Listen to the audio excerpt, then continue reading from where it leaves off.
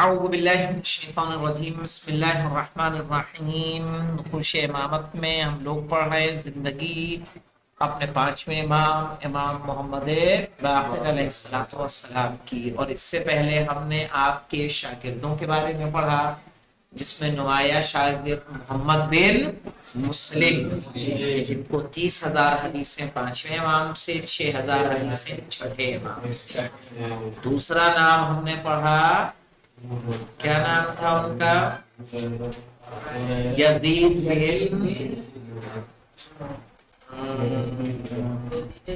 جعفی، دیکھ لیتے ہیں ہم لوگ کیا ہے، جابر بن یزید جعفی کہ جن کو 70,000 حدیثیں یاد تھیں، اور اس کے علاوہ زرارہ بن اعین کہ جن کو 1,236 حدیثیں انہوں نے نقل کی ہیں۔ آئیے دیکھتے ہیں امام محمد باقر علیہ السلام شام میں۔ یہاں دیکھیے جو آج کا شام ہے اور جو پرانا شام ہے دونوں الگ تھا۔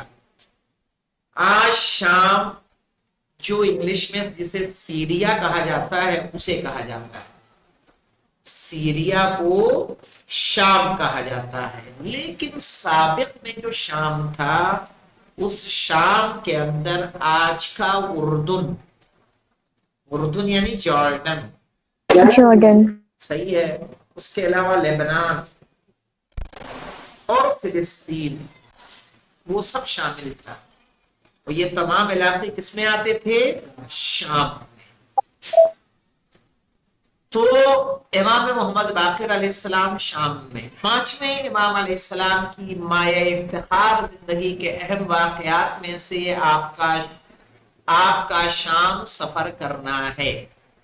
ہشام بن عبد الملک جو آپ کے دور میں خلیفہ تھا، ہمیشہ آپ کی غیر معمولی محبوبیت اور مقام و منزلت سے خوفزدہ رہتا تھا۔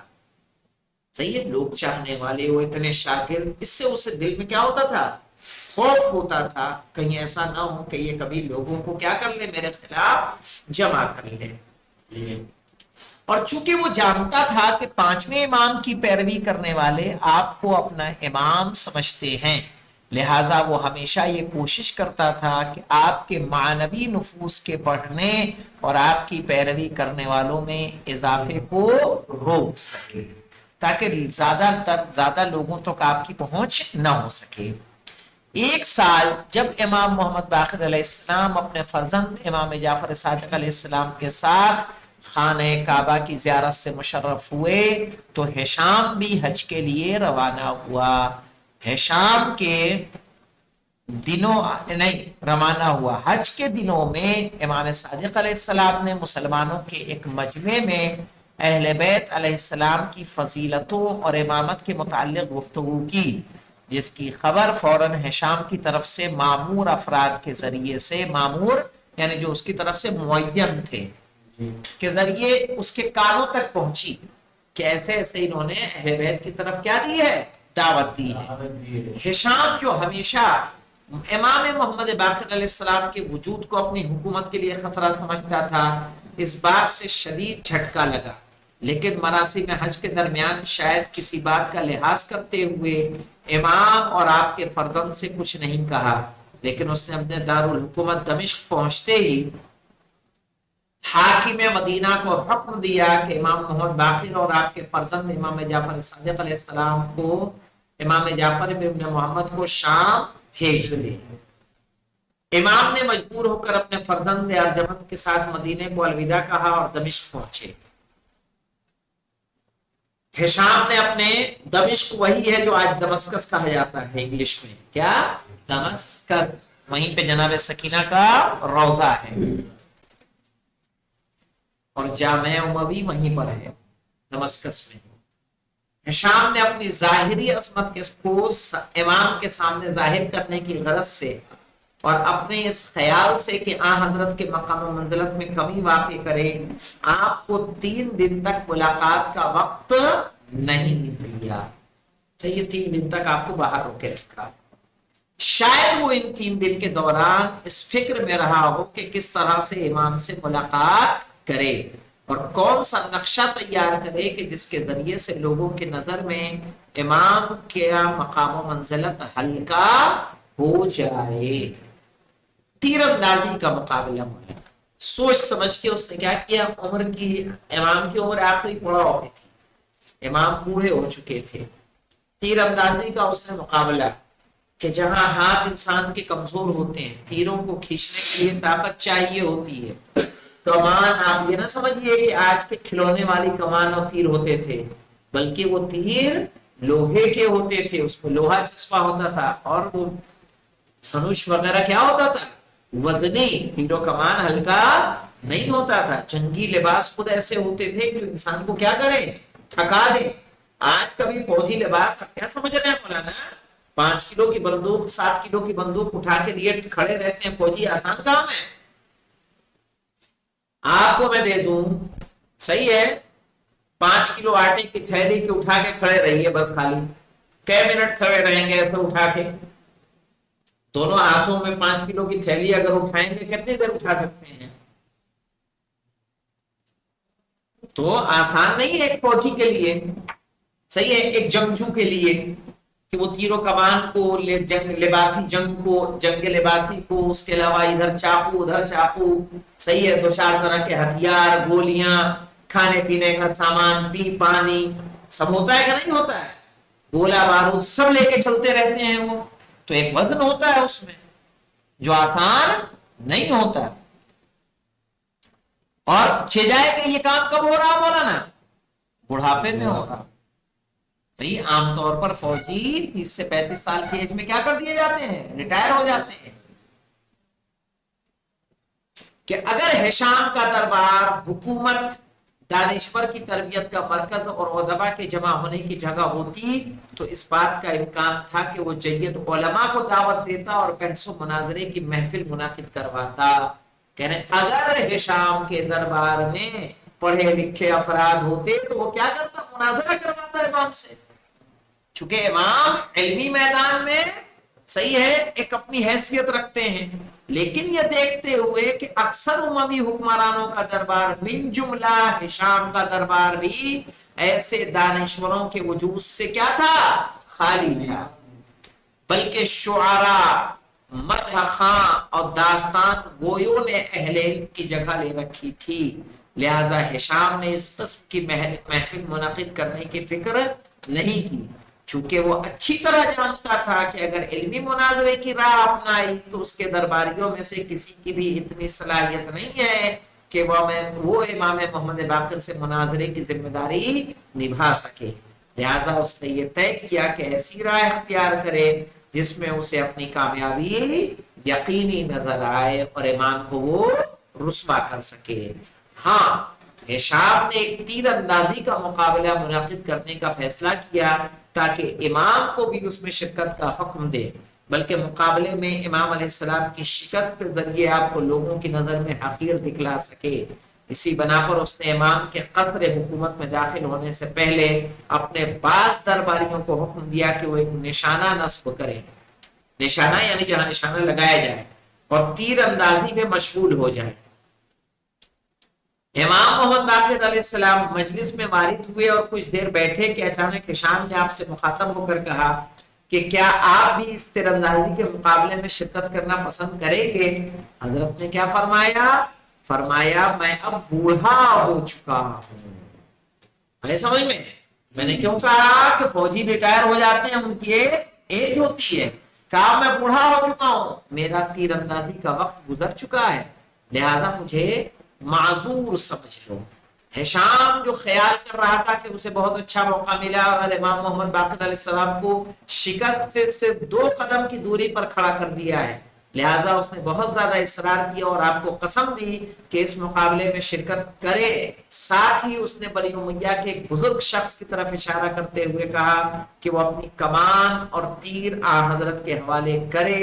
امام نے ہاتھ بڑھا کر کمان کو لیا، چھلے کمان میں ایک تیر لگایا اور نشانہ لگا کر تیر چلایا، تیر جا کر ٹھیک نشانے پر لگا، پھر آپ نے دوسرا تیر کمان میں لگایا اور نشانہ لگا کر تیر کو چھوڑا، یہ تیر پہلے والے تیر کی پشت پر جا لگا، یعنی تیر میں تیر پیوست ہوا نشانہ اتنا پکا، اور اس کو پھاڑ دیا اور تیسرا تیر بھی دوسرے تیر پر لگا، اور اس طرح سے امام نے 9 تیر چلائے کہ جن میں سے ہر ایک پہلے والے تیر پر کچھ پر لگا۔ اللہ اکبر۔ نشانہ عام انسان کا خطا کرتا ہے کہ یہاں لگا ہے وہاں لگا، صحیح ہے، پھر سینٹی میٹر میں ناپا جاتا ہے کہ اصل ہدف سے کتنا دور ہے، لیکن امام نے ٹھیک نشانہ لگایا، پھر اس تیر پہ دوسرا، دوسرے پہ تیسرا، تیسرے پہ چوتھا، چوتھے پہ پانچواں، اور اس طرح سے کتنے تیر مارے؟ 9 تیر مارے۔ امام کے تعجب خیز عمل نے حاضرین کو شدت سے متاثر کیا اور لوگ حیران رہ گئے اور تعریف کرنے پر مجبور ہو گئے۔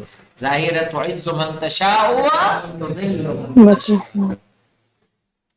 ہشام جس کا حساب برعکس ہو گیا تھا، اس نے حساب کتاب لگا کے بیٹھا تھا کہ اس طرح سے ہم کیا کر دیں گے، امام کو ذلیل کر دیں گے، کہہ رہے اس کا حساب برعکس ہو گیا، یعنی الٹا پڑ گیا، اور اس کے سارے نقشے پر کیا پڑ گیا، پانی پھر گیا تھا۔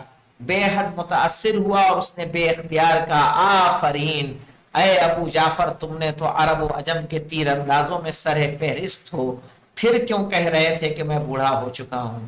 پھر اس نے سر کو نیچے جھکا لیا اور ایک لہجے کے لیے فکر میں ڈوب گیا۔ پھر امام محمد باقر علیہ السلام اور آپ کے فرزند امام صادق علیہ السلام کو اپنے قریب ایک خاص مقام پر جگہ دی اور غیر معمولی احترام سے نوازا، اور امام سے کہا کہ قریش آپ کے وجود کے پرتو سے عرب و عجم پر سروری کے اہل ہیں۔ پرتو سمجھتے ہو؟ پرچھائی کو کہتے ہیں، صحیح ہے، یعنی آپ کے سائے میں، پرتو سے عرب و عجم پر سروری کے اہل ہیں۔ سروری یعنی سرداری۔ آپ کو کس نے تیر اندازی کی تعلیم دی ہے اور کتنی مدت میں آپ نے اسے سیکھا ہے؟ حضرت نے فرمایا تم جانتے ہو کہ مدینے کے لوگ تیر اندازی کے عادی ہیں، میں بھی جوانی کے دنوں میں ایک مدت تک کسی کام میں مشغول تھا، لیکن بعد میں اس کو چھوڑ دیا، اور آج چونکہ تم نے اصرار کیا لہذا میں نے قبول کر لیا۔ ہشام نے کہا کیا جعفر یعنی امام جعفر صادق بھی آپ کی ہی طرح تیر اندازی میں مہارت رکھتے ہیں؟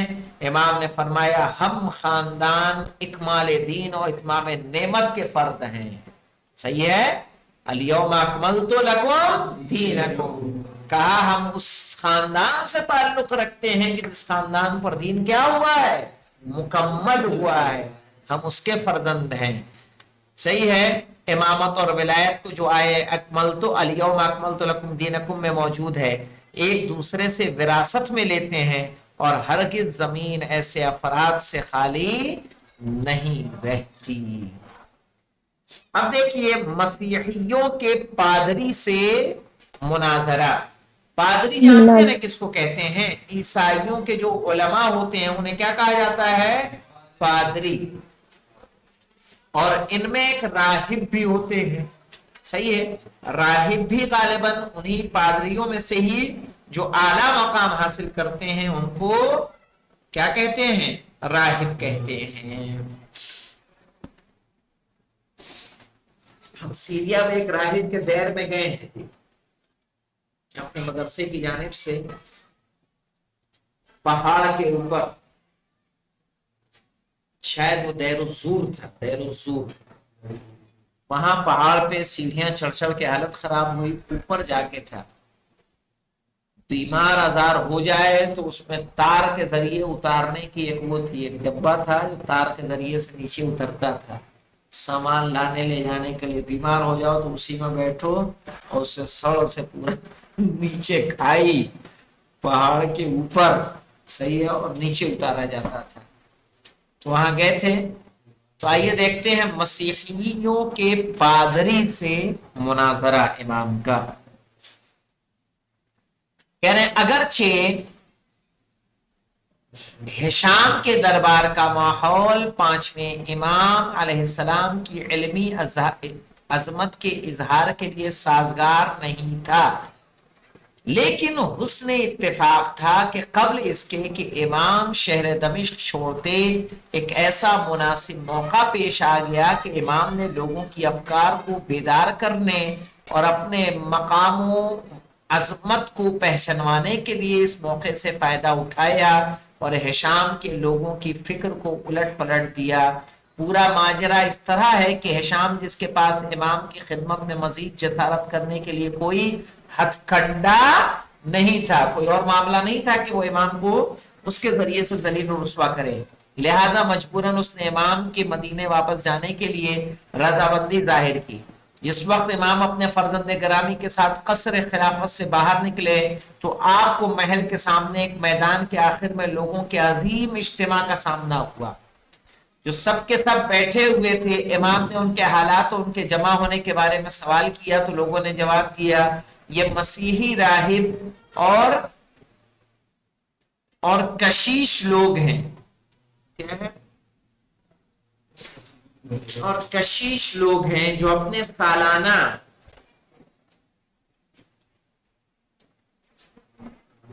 اجتماع کی مناسبت سے یہاں پر جمع ہوئے ہیں اور اپنے ہر سال کے پروگرام کے مطابق سب سے بڑے پادری کے منتظر ہیں تاکہ اس سے اپنی علمی مشکلات کے بارے میں جواب دریافت کریں۔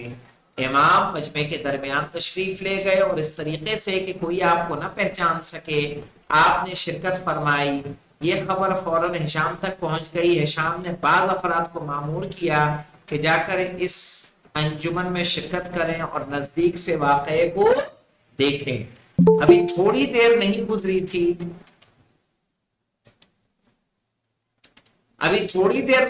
تھی کہ ایک بڑا پادری جو بہت زیادہ بوڑھا اور سن رسیدہ تھا پہنچ گیا اور بہت زیادہ احترام اور شان و شوکت کے ساتھ صدر مجلس میں جا کر بیٹھ گیا۔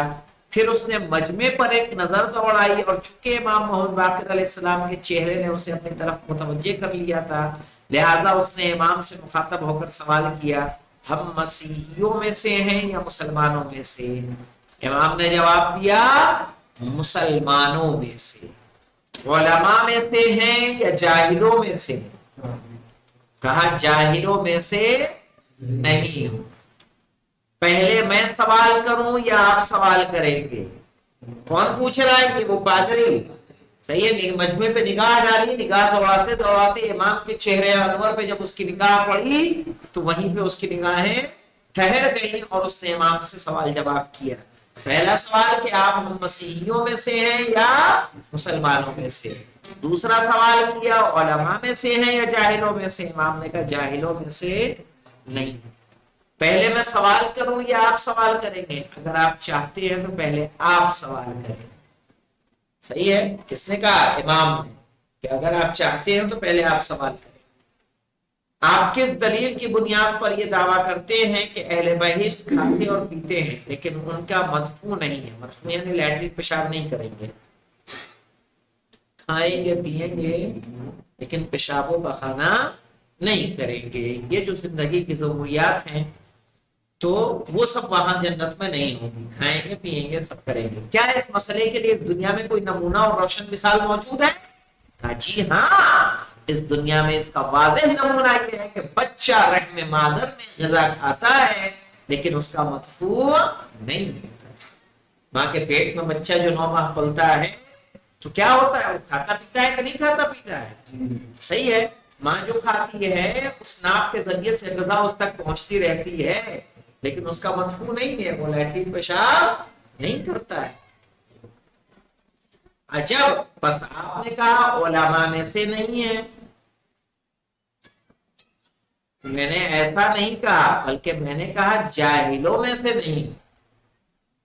جب امام نے جواب دیا تو کہہ رہا آپ تو کہہ رہے تھے علماء میں سے نہیں ہوں، تو امام نے کہا میں نے یہ نہیں کہا، میں نے کہا میں جاہلوں میں سے نہیں۔ دوسرا سوال ہے، فرمائیے، کہا آپ کس دلیل کی بنیاد پر یہ عقیدہ رکھتے ہیں کہ جنت کی نعمتوں اور پھلوں میں کمی واقع نہیں ہوتی چاہے جتنا انہیں استعمال کیا جائے؟ ہوتا ہے کہ نہیں ہوتا ہے؟ امام نے کیا جواب دیا؟ مولانا ایک چراغ سے چراغ جلایا جائے، چراغ میں کمی واقع ہوتی ہے؟ ایک موم بتی لیجیے، 1000 موم بتی جلا دیجیے، ہوگی کمی واقع؟ کہہ رہے آپ کس دلیل کی بنیاد پر یہ عقیدہ رکھتے ہیں کہ جنت کی نعمتوں اور پھلوں میں کمی واقع نہیں ہوتی؟ چاہے جتنا انہیں استعمال کیا جائے پھر بھی وہ اپنی حالت پر باقی رہتی ہیں۔ کیا اس دنیا کی موجودات میں کوئی روشن نمونہ اس موضوع کے متعلق بیان کر سکتے ہیں؟ ہاں، عالم محسوسات میں اس کی واضح مثال آگ کی ہے کہ اگر آپ ایک چراغ کی لو سے ہزاروں چراغ روشن کر لیں پھر بھی پہلے چراغ کی لو میں کمی واقع نہیں ہوگی اور اپنی حالت پر باقی رہے گا۔ ایسے ہی جنت کی نعمتیں ہیں مولانا، صحیح ہے، پوری دنیا کے انسان بھی اگر اسے کھائیں گے جنت میں پہنچنے کے بعد تب بھی اس میں کوئی کمی واقع نہیں ہوگی۔ اس کی نظر میں جو سوال بھی مشکل نظر نہ آیا اس نے امام سے پوچھا اور اطمینان بخش جواب سنا، اور چونکہ اس نے خود کو عاجز محسوس کیا لہذا وہ سخت ناراض ہوا اور غصے میں آ کر بولا، اے لوگوں، تم ایک ایسے بلند مرتبہ عالم کو کہ جس کی اطلاعات اور مذہبی معلومات کا درجہ مجھ سے بلند ہے یہاں پر لے کر آئے ہو تاکہ مجھے ذلیل کرو، اور مسلمانوں یہ بات جان لیں کہ ان کے ائمہ ہم سے برتر اور ہم سے زیادہ علم رکھتے ہیں۔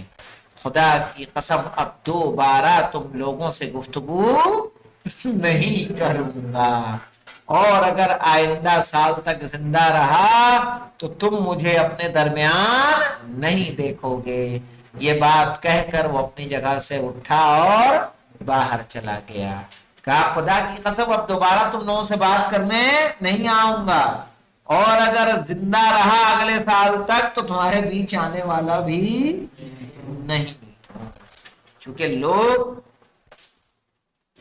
کیا ہے، یہ دیکھیں امام کے شام کے سفر کی تفصیل کو محمد بن جریر بن رستم طبری نے کتاب دلائل الامانہ صفحہ 105 سے 107 پر ذکر کیا ہے۔ پھر مرحوم سید ابن طاؤس نے کتاب امان الاختار اور علامہ مجلسی نے بحار الانوار اور اپنی دوسری کتابوں میں اس واقعے کو جریر سے نقل کیا ہے، لیکن واقعے کے جزیات میں ہلکا سا اختلاف نظر آتا ہے۔ صحیح ہے، جو جزئی باتیں ہیں چھوٹی چھوٹی ان میں اختلاف نظر آتا ہے، اور اسی کے ساتھ جو امام محمد باقر علیہ السلام کی زندگی ہے وہ مکمل ہو رہی ہے۔